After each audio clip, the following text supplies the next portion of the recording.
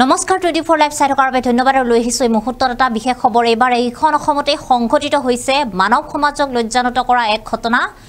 এজন ব্যক্তিৰ কন্যা আন এটা সম্প্ৰদায়ৰ সৈতে বিয়া হোৱাৰ বাবে এইবাৰ দৰিদ্ৰ পৰিয়ালটো সমাজৰ পৰা বৰ্জন কৰা হৈছে দৰঙত সংঘটিত হৈছে এই ঘটনা দৰঙৰ বৰমুৰিয়াই 50,000 টকাৰ জৰিমনা দিছিলে আৰু এই জৰিমনা পূৰণ নকৰাৰ বাবে এতিয়া সমাজৰ পৰা এঘৰীয়া কৰা হৈছে পৰিয়ালটোক আমি জনাম এই মুহূৰ্তত বিশেষ খবৰ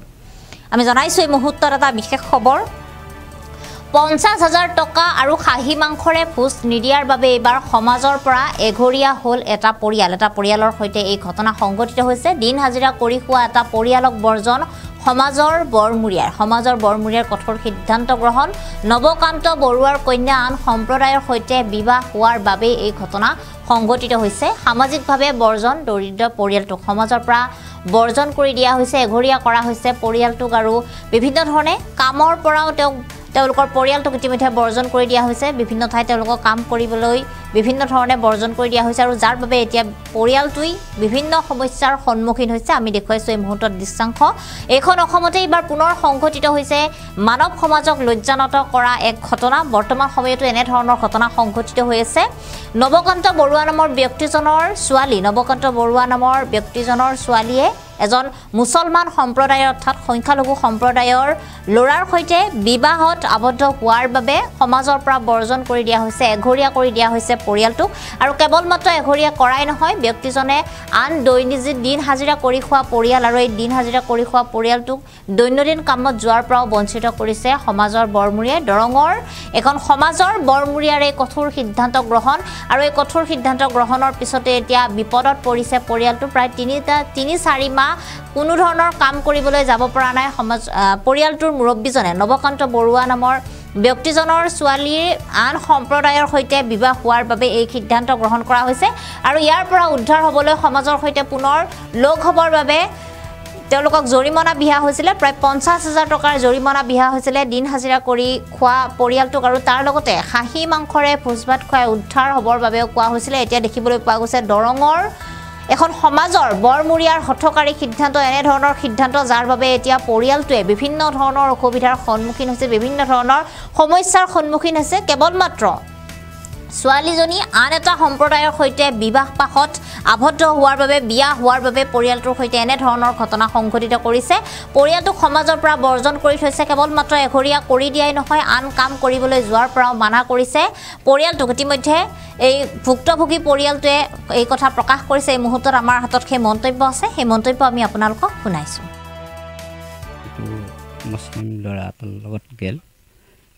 পলাই গৈছে আমিও ক'ব নোৱাৰোঁ তাৰপিছত এই মিটিং এই ৰাইজে হেৰি কৰিলা এই তাৰ 3 দিন পিছত এই মিটিং দিলা ময়ো মিটিং দিলোঁ মাতিলোঁ মানুহ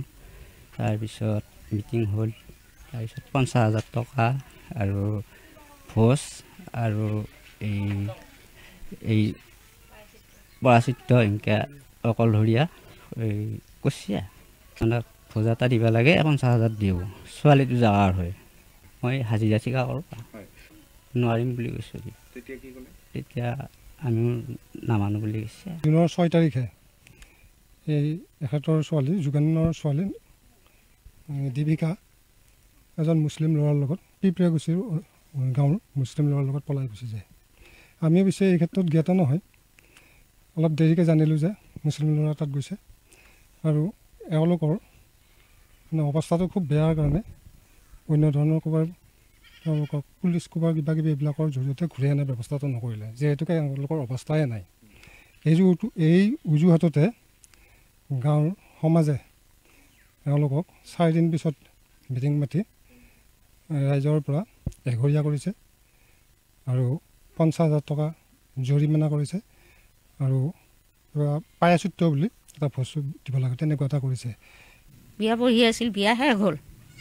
হোৱাৰ পাছত মুছলিম ল'ৰা এটাই নিলা নিয়াত ধৰি গাঁৱে 2 দিন মিটিং কৰিলা তাই নিজে গৈছে পলাই গৈছে তাৰপৰা 2 দিন মিটিং কৰিলা গাঁৱে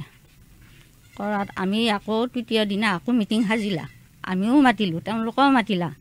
আঞ্চলিক হিচাপে মিটিং দিলা তেওঁলোকে তাৰপৰা ধৰি এতিয়াতো 50,000 টকা লগা হ'ল তাৰপিছত ভোজ দিব লাগে, তাৰপৰা পাচি ল'ব লাগে, ল'ৰাত কাম কৰিব যাব হাক দিছে। গাঁও এতিয়া আমাৰ যাৱাই নাই, 4 মাহ হ'ল, একো নাই চাকৰি। এই সি হাজিৰা কৰে, আনে গধূলি বেলা বজাৰ কৰি লৈ আহে, সেনেকৈ খাওঁ।